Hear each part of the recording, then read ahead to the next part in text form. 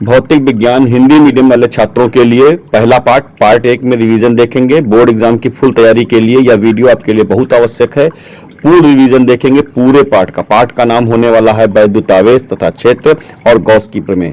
Unit wise देखें तो पहली यूनिट, वैसे इसमें पार्ट 1 और पार्ट 2 है, इंपॉर्टेंट है, इंग्लिश हिंदी मीडियम वाले छात्रों के लिए बहुत ही महत्वपूर्ण है। पहली परिभाषा देखेंगे, आवेश के क्वांटीकरण अथवा परमाणुकता से आप क्या समझते हैं। आवेश के क्वांटीकरण अथवा परमाणुकता से आप क्या समझते हैं। क्वेश्चन इंपॉर्टेंट है, छोटा है, पूछा जाता है, इस पर न्यूमेरिकल बहुत आता है। आवेश को अनिश्चित रूप से विभाजित नहीं किया जा सकता। आवेश को अनिश्चित रूप से विभाजित नहीं किया जा सकता। आवेश को बहुत छोटे टुकड़ों में तोड़ा नहीं जा सकता है। आवेश के इस गुण को आवेश का क्वांटीकरण अथवा परमाणुकता कहते हैं। इसी से एक सूत्र बनेगा Q बराबर NE, Q बराबर NE, Q बराबर NE। इस पर आंकिक प्रश्न बहुत पूछा जाता है, हर साल बहुविकल्पी में आता है। एक कूलम आवेश कितने परमाणुओं की संख्या है, n का मान निकालना, याद करेंगे, लगाएंगे।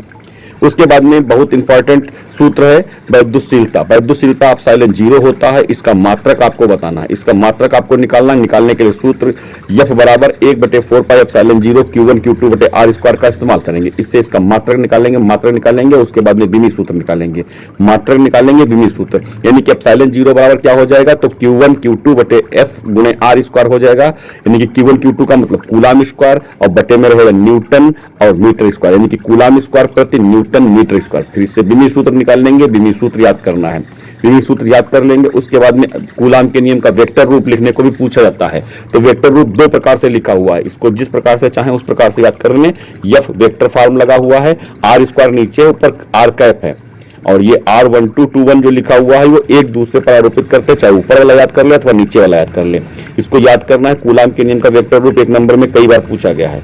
वैद्युत द्विध्रुव से आप क्या समझते हैं। वैद्युत द्विध्रुव का मतलब इसमें दो ध्रुव हो। दो ध्रुव का मतलब जिसमें एक प्लस हो एक माइनस हो। एक प्रकार के आवेश होंगे, बराबर होंगे, परंतु प्रकृति विपरीत होगी, यानी कि एक प्लस का होगा एक माइनस का होगा, अल्प दूरी पर स्थित होंगे। ऐसे निकाय को वैद्युत द्विध्रुव कहते हैं, जैसे HCl, NaCl, H2O, ऐसे परमाणु जिनमें वैद्युत संयोजक बंध बन रहा है। ये याद कर लेना। वैद्युत द्विध्रुव क्या है, आवेशों का वह निकाय है जिसमें दो बराबर परंतु विपरीत प्रकृति के आवेश एक दूसरे से अल्प दूरी पर स्थित होते हैं, वैद्युत द्विध्रुव कहलाता है। जैसे HCl, H2O आदि, NaCl भी एक उसका उदाहरण है। वैद्युत द्विध्रुव का मात्रक लिखिए, ये आघूर्ण का मात्रक पूछ रहा है। आघूर्ण का मात्रक कूलम मीटर होता है। कूलम मीटर सूत्र होता है P बराबर 2L इंटू Q। वैद्युत द्विध्रुव का आघूर्ण का सूत्र होता है P बराबर 2L इंटू Q। इसके अलावा एक सूत्र और आता है, वैद्युत क्षेत्र में स्थित वैद्युत द्विध्रुव पर लगने वाले बलून के आघूर्ण का व्यंजक लिखिए। बलून के आघूर्ण का व्यंजक जो होता है वो टाउ बराबर PE sin थीटा होता है, टाउ बराबर PE sin थीटा होता है। आगे देखेंगे वैद्युत फ्लक्स तथा वैद्युत क्षेत्र में संबंध लिखिए। वैद्युत फ्लक्स फाई E बराबर E.dA होता है। ये गॉस की प्रमेय में, इसको चैप्टर में टॉपिक में पढ़ेंगे। E.dA, इस पर एक न्यूमेरिकल बहुत पूछा जाता है। वेक्टर फॉर्म में E का मान दिया होगा, वेक्टर फॉर्म में DA का मान दिया होगा, और दोनों में वेक्टर गुणन कराएंगे, यानी कि डॉट प्रोडक्ट में इसका गुणन होता है, ये याद कर लेंगे।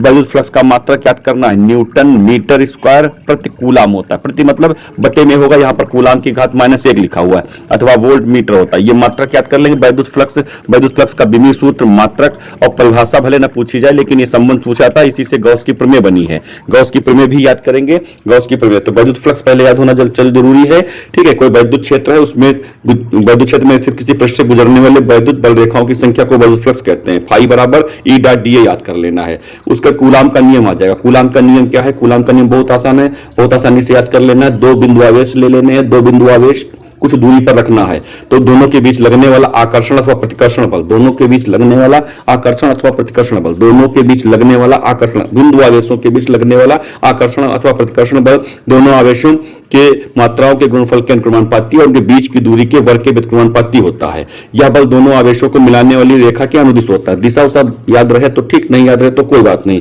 लेकिन आपको परिभाषा याद कर लेना, दोनों की मात्राओं के गुणनफल के अनुक्रमानुपाती और बीच की दूरी के वर्ग के व्युत्क्रमानुपाती। छोटा सा है, F बराबर कि 1/4 पाई एप्सिलॉन 0 Q1 Q2 बटे R स्क्वायर। मात्रक तो बल का मात्रक है, न्यूटन होगा ही होगा, ये याद कर लेंगे। वैद्युत द्विध्रुव आघूर्ण से आप क्या समझते हैं, इसका मात्रक और विमा लिखिए। इसका एक न्यूमेरिकल भी इसका खूब पूछा जाता है, और वैद्युत द्विध्रुव के आघूर्ण की परिभाषा भी खूब पूछी जाती है। वैद्युत द्विध्रुव का आघूर्ण, वैद्युत द्विध्रुव होता क्या है, दो आवेश होंगे, बराबर होंगे, प्रकृति विपरीत होगी, एक प्लस का होगा एक माइनस का होगा। वैद्युत द्विध्रुव क्या है, दो आवेश बराबर परंतु विपरीत प्रकृति के, अल्प दूरी पर होंगे। वैद्युत द्विध्रुव NaCl, HCl की परिभाषा बताई है। और वैद्युत द्विध्रुव का जो आघूर्ण होता है उसे स्मॉल p से प्रदर्शित करते हैं। एक आवेश ले लेना, नहीं आवेश का मान ले लेना है, और दोनों आवेशों के बीच अल्प दूरी ले लेनी है, ठीक है। दोनों आवेशों के बीच अल्प दूरी ले लेनी है, यानी कि एक आवेश Q और दोनों के बीच अल्प दूरी 2L के गुणनफल को वैद्युत द्विध्रुव का आघूर्ण कहते हैं। इसे P से रिप्रेजेंट करते हैं, इसे P से रिप्रेजेंट करते हैं। P बराबर 2L इंटू Q, P बराबर 2L इंटू Q। एक आवेश प्लस होगा, एक माइनस होगा, एक आवेश प्लस होगा, एक माइनस होगा। दोनों आवेशों में से हमको परिमाण लेना है, दोनों आवेशों में से हमको परिमाण लेना। वैद्युत द्विध्रुव का चित्र आपको दिखाई पड़ रहा होगा, माइनस Q प्लस Q और वैद्युत द्विध्रुव का आघूर्ण P बीच में सिंबल बना हुआ है। ठीक है, वैद्युत द्विध्रुव का आघूर्ण P बराबर क्या हो जाएगा, 2L into Q, 2L into Q या Q इंटू 2L, मात्र कूलाम मीटर हो जाएगा। कूलाम मीटर वैद्युत द्विध्रुव का आघूर्ण, दोनों आवेशों के आवेश और बीच की अल्प दूरी के गुणनफल को वैद्युत द्विध्रुव का आघूर्ण कहते हैं। उसके बाद में वैद्युत क्षेत्र की तीव्रता परिभाषा बहुत इंपॉर्टेंट नहीं, लेकिन एक लाइन की है, याद कर लेंगे कि वैद्युत क्षेत्र में कोई आवेश रख देंगे, वैद्युत क्षेत्र में कोई आवेश रख देंगे, उस आवेश पर जितना बल लगेगा। ठीक है, वैद्युत क्षेत्र में कोई आवेश रख देंगे, उस पर जितना बल लगेगा। वैद्युत क्षेत्र में कोई आवेश रखेंगे, उस पर जितना बल लगेगा, यानी आवेश और उस पर लगने वाले बल दोनों का जो अनुपात होगा, यानी कि विद्युत क्षेत्र में रखे आवेश पर लगने वाले बल और आवेश, अगर जो एकांक आवेश लिख देंगे तो बल के बराबर हो जाएगा, और वैसे बल और आवेश के अनुपात को विद्युत क्षेत्र की तीव्रता कहते हैं, विद्युत क्षेत्र की तीव्रता कहते हैं। उसके बाद में टॉपिक की सबसे इंपॉर्टेंट परिभाषा है गॉस की प्रमेय। गॉस की प्रमेय क्या होती है? गॉस की प्रमेय में हम कोई बंद पृष्ठ ले लेंगे। ठीक है, कोई भी बंद पृष्ठ ले लेंगे। गॉस की प्रमेय क्या है? कोई बंद पृष्ठ। गॉस की प्रमेय बंद पृष्ठ पर लागू होती है। कोई बंद पृष्ठ है, बंद पृष्ठ से गुजरने वाले वैद्युत फ्लक्स का मान है, बंद पृष्ठ से गुजरने वाले वैद्युत फ्लक्स का मान है, वैद्युत फ्लक्स का मान है, गुजरने वाला कुल वैद्युत फ्लक्स फाई ई, उस पृष्ठ के भीतर जितना भी आवेश रखा होगा उसके कारण उसमें जितना भी आवेश होगा वो, और 1/ε0 का गुणनफल। किसी बंद पृष्ठ से गुजरने वाले कुल वैद्युत फ्लक्स का जो मान होता है उस पृष्ठ से परिबद्ध नेट आवेश तथा 1/ε0 के गुणनफल को वैद्युत फ्लक्स कहते हैं। किसी बंद पृष्ठ से गुजरने वाला कुल वैद्युत फ्लक्स उस पृष्ठ से परिबद्ध नेट आवेश का 1/ε0 गुना होता है, 1/1/ε0 गुना होता है। वैद्युत फ्लक्स को याद कर लेंगे। गॉस की प्रमेय याद करनी बहुत आवश्यक है। गॉस की प्रमेय आप आसानी से याद कर लेंगे, पूछ जाती है, इसका डेरिवेशन ही पूछा जाता है।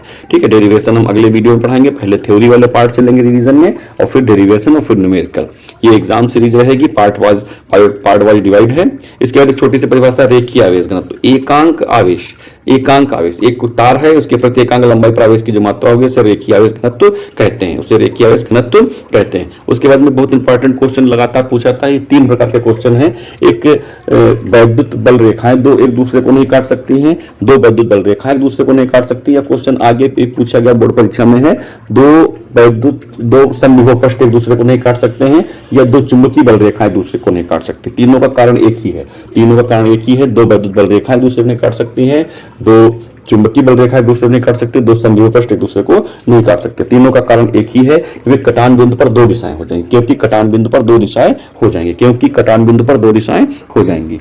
इसी प्रकार सीरीज चलती रहेगी, प्रयास करेंगे प्रतिदिन आपको एक वीडियो मिलता रहे। अगर जो वीडियो पसंद आए तो लाइक, शेयर और सब्सक्राइब करें।